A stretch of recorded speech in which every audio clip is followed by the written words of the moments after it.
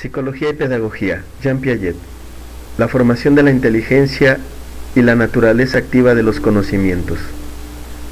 En un reciente artículo de la Enciclopedia Británica, R.M. Hutchins declara que el fin principal de la enseñanza es desarrollar la inteligencia y, especialmente, enseñar a desarrollarla por tanto tiempo como es capaz de progresar, es decir, mucho más lejos del término de la vida escolar.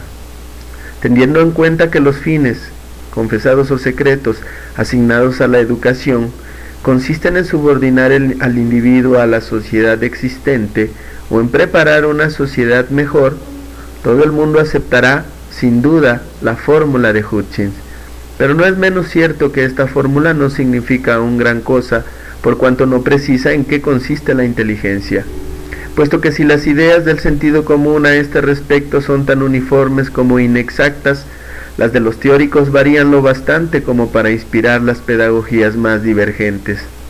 Es indispensable, por tanto, consultar los hechos para saber lo que es la inteligencia, y la experiencia psicológica solo puede responder a esta cuestión, caracterizando la inteligencia por su modo de formación y desarrollo.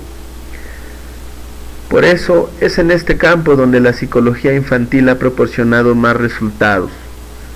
Las funciones esenciales de la inteligencia consisten en comprender e inventar. Dicho de otra manera, en construir estructuras, estructurando lo real.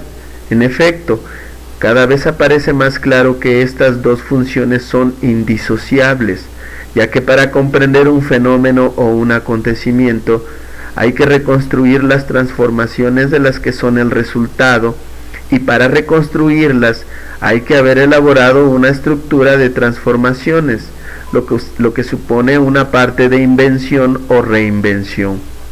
Por eso, mientras las teorías antiguas de la inteligencia, empirismo asociacionista, etc., ponían todo el énfasis sobre la comprensión, asimilándola incluso a una reducción de lo complejo a lo simple, sobre un modelo atomístico en el que jugaban papeles esenciales la sensación, la imagen y la asociación, y consideraban la invención como el simple descubrimiento de realidades ya existentes.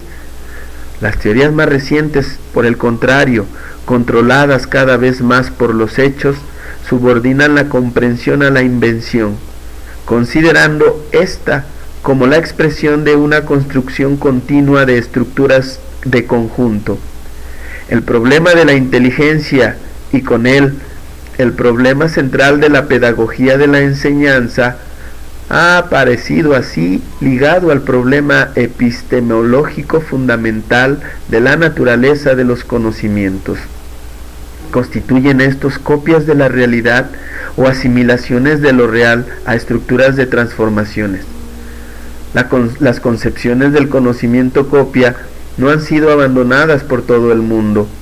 Lejos de eso, continúan inspirando muchos métodos educativos y a menudo hasta estos métodos intuitivos en que la imagen y las presentaciones audiovisuales juegan un papel que algunos han llegado a considerar como la etapa suprema de los progresos pedagógicos.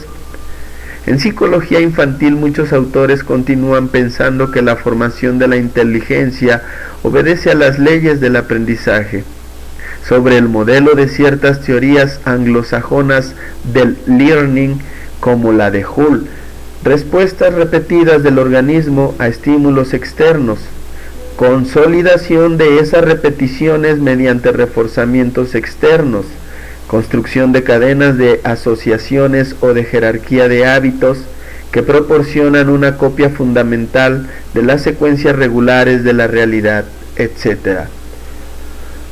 Pero el hecho esencial que refuta estas supervivencias del empirismo asociacionista y cuyo establecimiento ha renovado nuestras concepciones de la inteligencia es que los conocimientos derivan de la acción, no como simples respuestas asociativas, sino en un sentido mucho más profundo, la asimilación de lo real a las coordinaciones necesarias y generales de la acción, Conocer un objeto es, por tanto, operar sobre él y transformarlo para captar los mecanismos de esta transformación en relación con las acciones transformadoras.